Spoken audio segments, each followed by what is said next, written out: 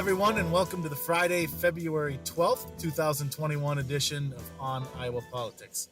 This week on the podcast, Governor Kim Reynolds declares mission accomplished against COVID-19, State House Republicans target public education, and it's awards season. Hello, everyone. I'm Aaron Murphy, the Des Moines Bureau Chief for Lee Enterprises. With me today are Amie Rivers of the Waterloo-Cedar Falls Courier. Good morning, Amie. Good morning, Aaron. Tom Barton of the Quad City Times. Good morning, Tom. Good morning, Aaron. And Gazette columnist Todd Dorman. Good morning, Todd. Good morning. Before we get going, I just wanted to point out here real quickly that as I prepared for this weekend's podcast, I discovered that I haven't had to fill in as host for James Lynch.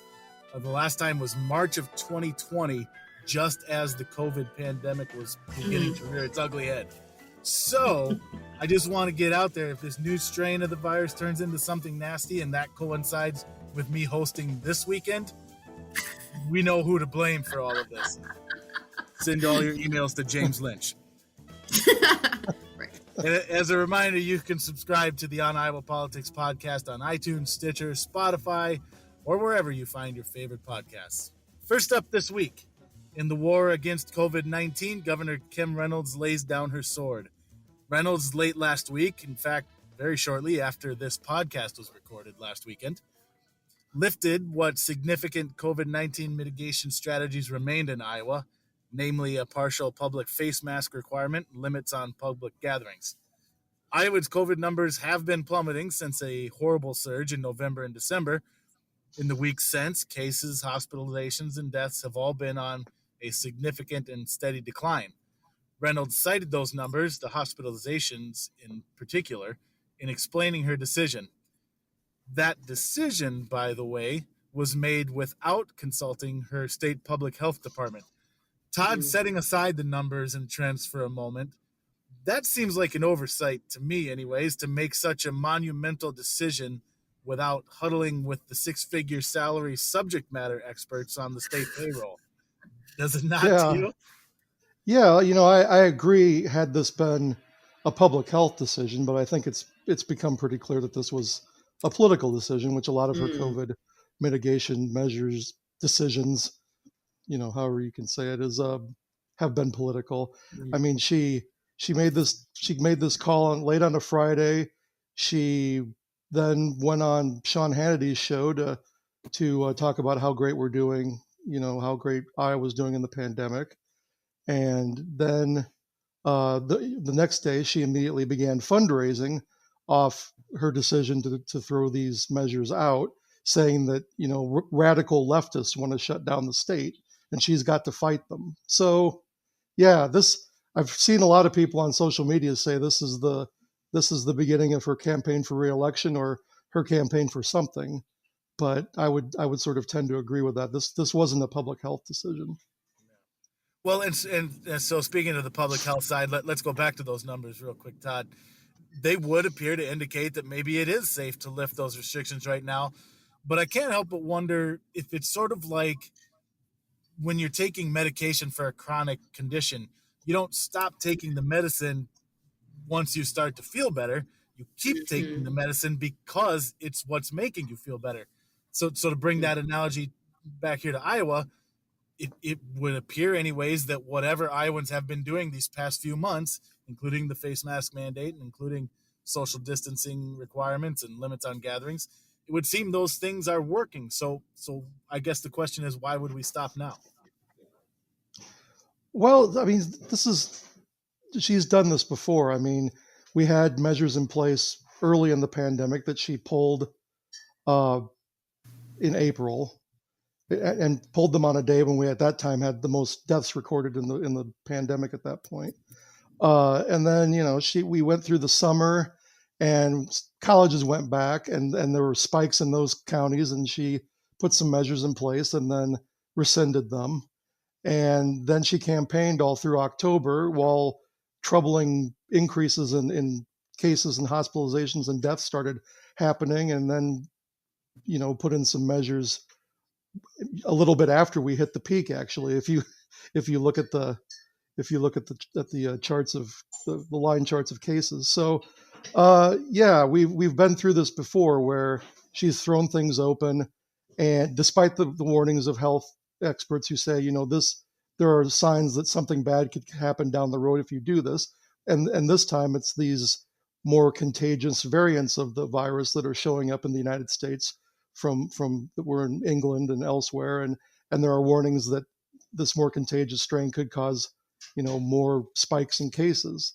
So despite that warning, she's going ahead, uh, and I hope she's right, and she has opened us up, and everything's going to be fine. But as we've seen with previous decisions along these lines, that hasn't been the case. Yeah, and we do have the vaccine coming out now. Hopefully that Yeah, and helps. we're not getting it very fast. So Right. I mean, There's that's the other problem with that. Yep. yeah, it's if this opening had been tied to some percentage of the population getting vaccines, I mean it was already pretty weak sauce. I mean this mask mandate that 15 minutes 6 feet apart. Right. I mean it was already wasn't much, and then now she's thrown out the little bit that we did have, and I think the worst part about it is she sends a signal to people that they don't have to be cautious. She can tell people and say she Hmm. trusts Iowans, but we've all been out there and seen people without masks and packing bars in college towns and stuff. It's people aren't doing the right thing. Yeah, and so speaking of those businesses, Tom, you wrote this week about how some Quad Cities area restaurants and bars are reacting to, or how they're handling the lifted COVID mitigations. What did you find out? So, a number of Davenport and Bettendorf restaurants have said they will keep the broader CDC recommendations for indoor dining in place, requiring masks, limiting capacity, requiring people social distance. Other owners and managers said they welcomed the chance to further open their business. In all, about 16 businesses throughout Scott County said employees would remain masked and CDC safety recommendations would be followed. Another 22 Scott County restaurants declined to talk about Reynolds' decision or say what they plan to do. A number of them said, quote, everyone is tired of talking about COVID-19. A handful said they would do what's best for their business and their employees, but declined to offer any further information. We did speak to one downtown Davenport bar and restaurant owner, and he said he was surprised to see the restrictions lifted, building off of what you and Todd had to say with the analogy of taking medication if you've got a chronic condition. So again, he said he was surprised to see the restrictions lifted because it seemed like to him that they were actually working. As you guys mentioned, hospitalizations from COVID-19 had dropped to their lowest since last September, and the number of new cases had ebbed somewhat. So this Davenport business owner said many QC businesses, quote, would like to see more effort now, end quote, on the state's part in pushing COVID-19 mitigation strategies, quote, so we don't have to go back to drastic measures if the COVID infection numbers start to go back up. Worried that if we do start to see a spike or resurgence in cases, that could lead to having to close down businesses or lead to maybe more, more drastic measures.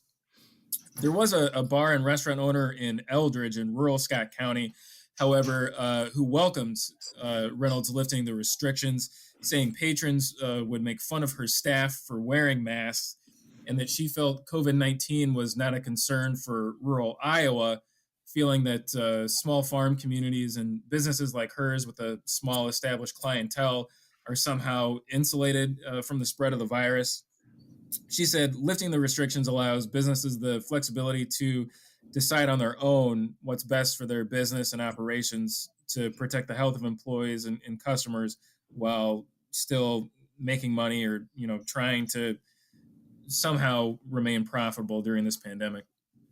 Yeah, that's interesting to hear kind of responses from all over the spectrum, and that'll be the interesting too moving forward from this is businesses are still obviously free to kind of self monitor, and self police however they see fit. I was in Target the other day, and they're still requiring masks for everybody to come in.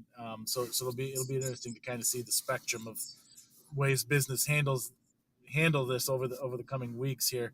Yeah, Amie, they'll have to. I'm sorry. Go ahead, Todd. I was going to say they'll have to decide how many of their customers are radical leftists and how many of them are freedom loving. Should I have put that like on a name tag? Hi, my name is Aaron Murphy, and I am or am not a radical leftist. Maybe that. Oh, you don't need to wear a name tag. You just tell that you're a just radical put my leftist. press badge on, right? That answers it. Exactly. Yeah, there you go. Amie, you're joining us fresh from a little chat with Congresswoman Hinson on speaking of the topic of vaccines, and Todd mentioned the rollout in Iowa has been kind of slow. Part of that may be some issues with the procedure here in Iowa. Part of that may be Iowa's not getting as many doses as other states on a per population basis. What did the Congresswoman have to say about all this? She said she's sent a letter to the Biden administration. She said she's in constant communication with the CDC and the HHS, the Health and Human Services Department. And they're sort of talking through barriers like this, like why aren't there more vaccines coming to Iowa? But there's not really a reason that she gave for that. And maybe she doesn't know why that is. We're still trying to figure it out, I think, ourselves, just like where is the breakdown? But she said there's also a lag in data. And she's heard a lot about this lag in rural areas. So maybe that's part of the problem, is that they just don't know where the vaccine isn't getting to. And then she also talked about there's language barriers. She was traveling the state this week, talking to a whole bunch of different places and businesses and people. And she went to a community health center and was talking with some people. And they said, they have 39 different languages at just the Eastern Iowa Health Center in 2020 that were spoken. So she was saying, we're trying to figure out how we can look at these resources to help with not only transportation, getting the vaccine to places like Iowa, but also translation. And so that's some of the things that she's going to be looking at. But as far as the rolling back the mask mandate, she was also asked about this. And, Tom's sort of contention that business owners are taking it upon themselves seems to be the tack that Hinson is going. I think she's pretty reluctant to say anything against the governor. She noted that she still wears a mask and she thinks that's important to protect those around her. And she also says, it's important to get vaccines in the arms of teachers. She wants to open up, the schools and things. So that's why she's really trying to focus on that. But she said everyone should be, in my opinion, vigilant in following the rules where they live. So if your city's Cedar Rapids, for example, or Waterloo or Cedar Falls, and you've still got a citywide mask mandate in place, that's important. All right.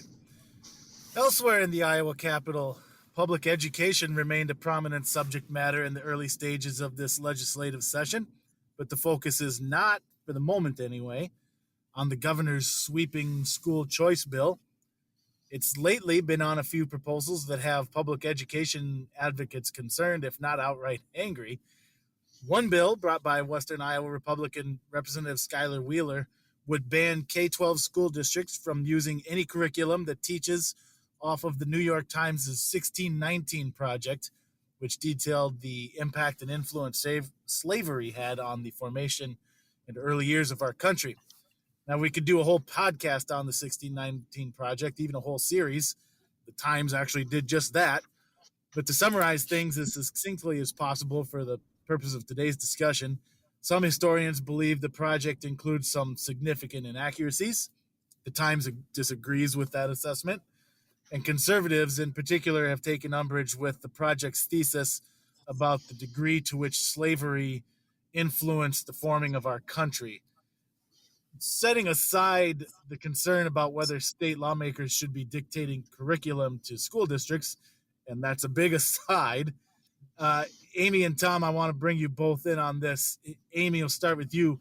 One of the top contributors to the 1619 Project at the Times is a Waterloo, Iowa native, Nicole Hannah Jones, who actually won a Pulitzer Prize for her essay in the project. Mm-hmm. So between having a hometown girl atop the credits and given Waterloo has the highest percentage of Black residents in Iowa, I can probably take a guess at how this bill is being received there, but for the sake of the podcast here, I'll let you tell me anyway. Yeah, not well. So Andrew Wind with the Courier has been really great about doing these stories. He's definitely our school's guy and gets right in there. And he, talked to, let's see, we got a Waterloo East teacher that has been teaching it and thinks that, he uses it quite extensively in his Black history classes.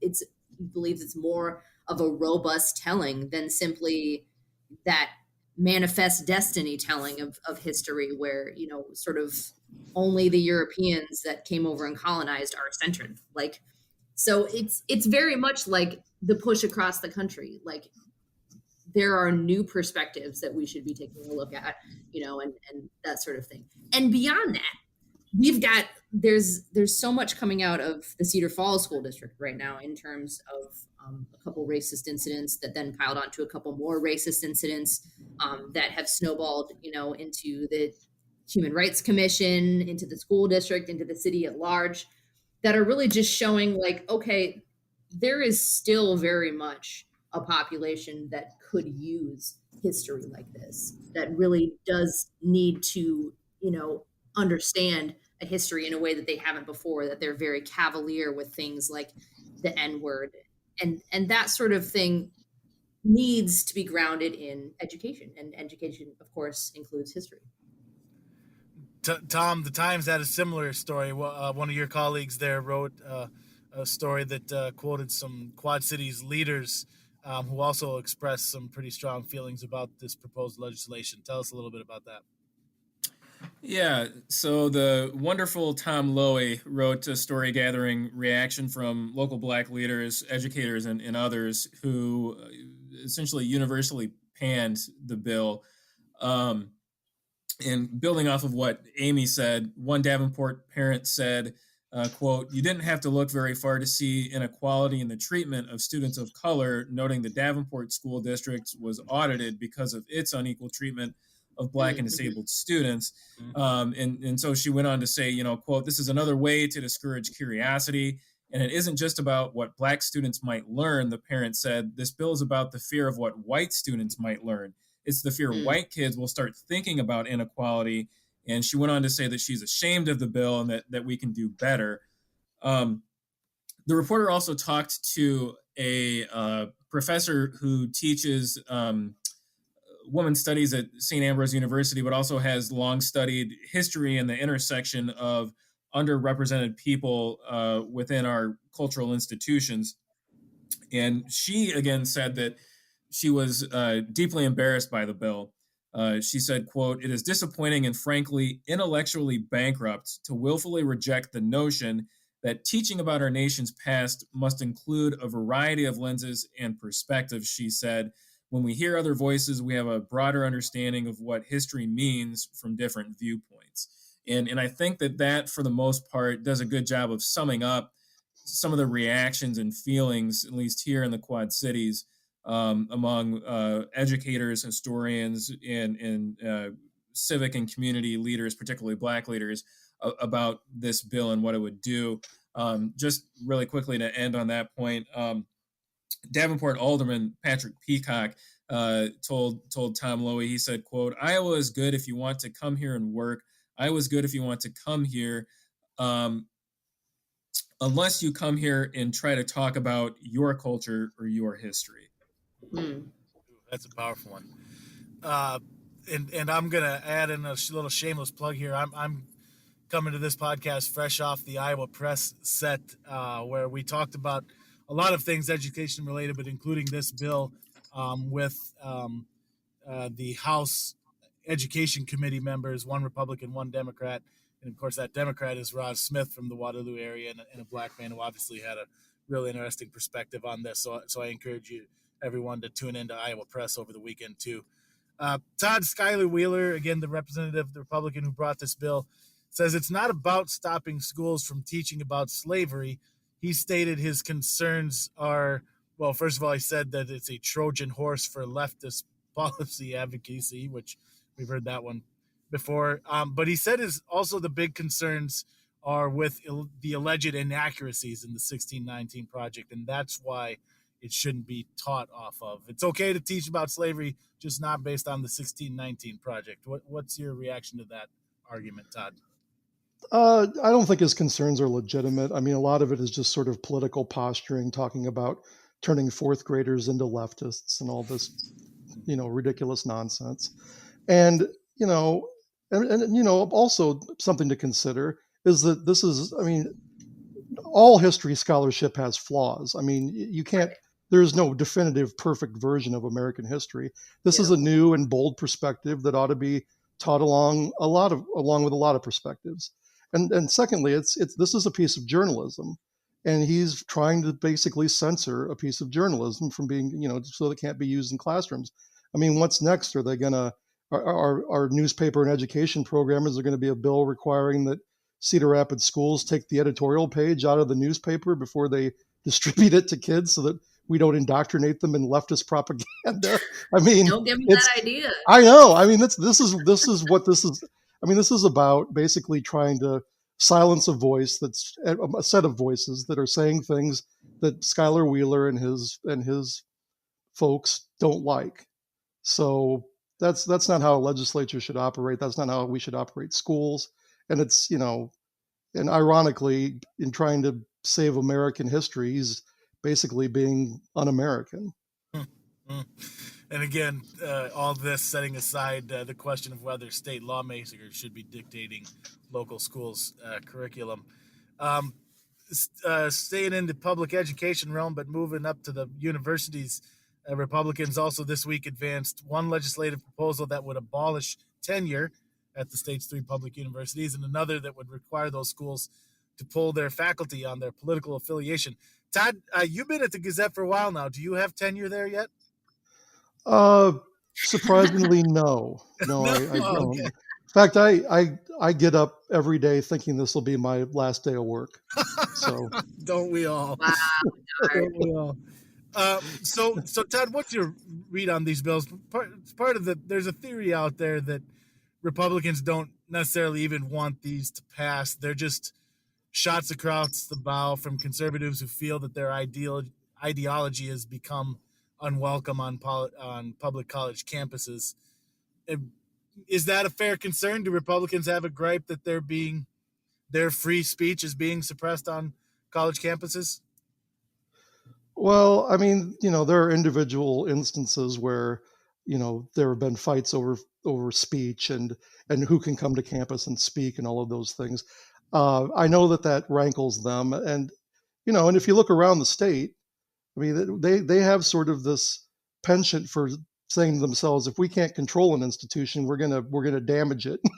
So, I mean, they control the legislature and the governor's office, their judges control the Supreme Court. And now they're looking at the state universities and thinking, well, we can't take those over, so we'll just, enact policy that would be incredibly destructive.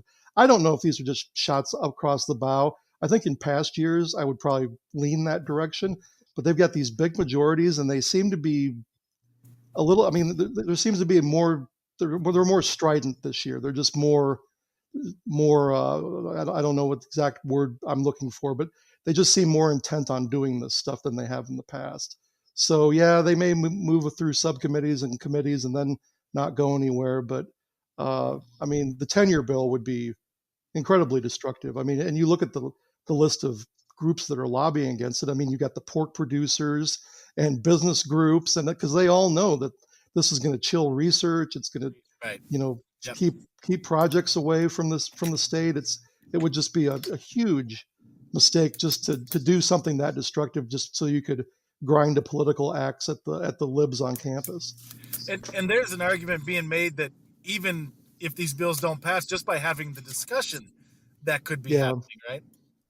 Well, I think with a lot of this agenda that we've seen this year is giving, a well-educated, professor someplace that's looking at a job in Iowa, it's going to give them pause. Do they want to come and live in a red state where this kind of stuff is even debated? I mean, this is going to be a problem in lots of different professions. It's an economic development program as we try to get, coastal businesses and Silicon Valley businesses to sort of move here and put, staff here.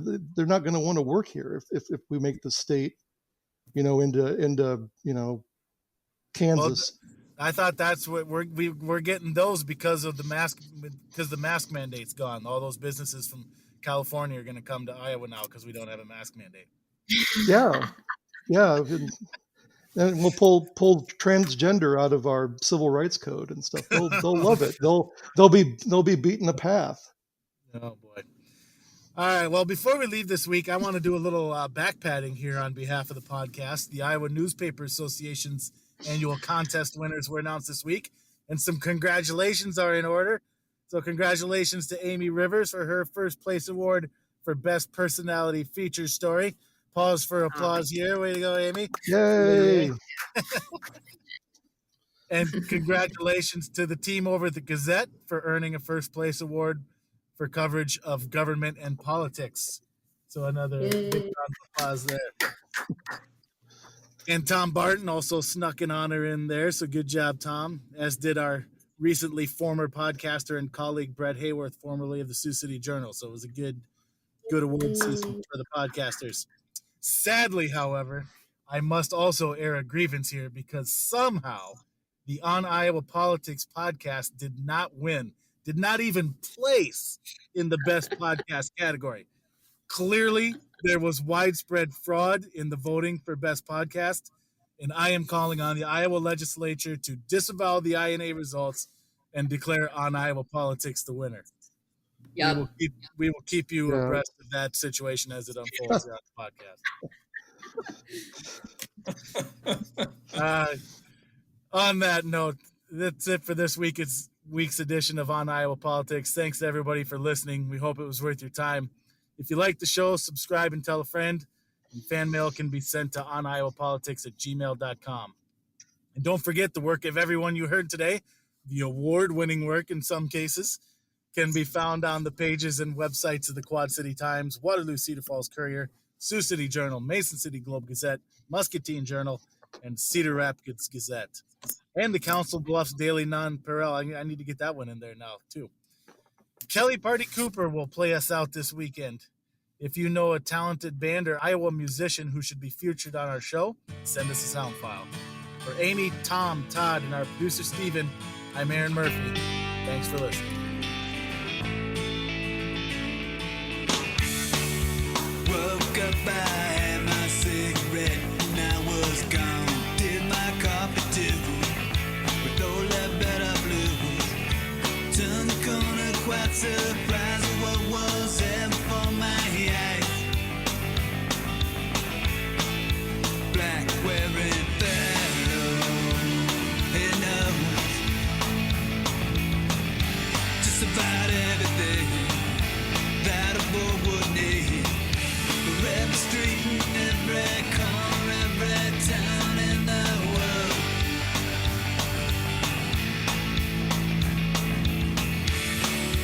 Walked right up to me, said, "What's your hurry, kid? Find some place to go. North Ontario, maybe Mexico.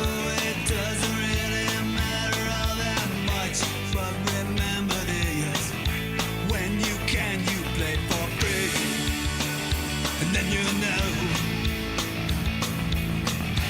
just about everything that a boy would need. For every street and every corner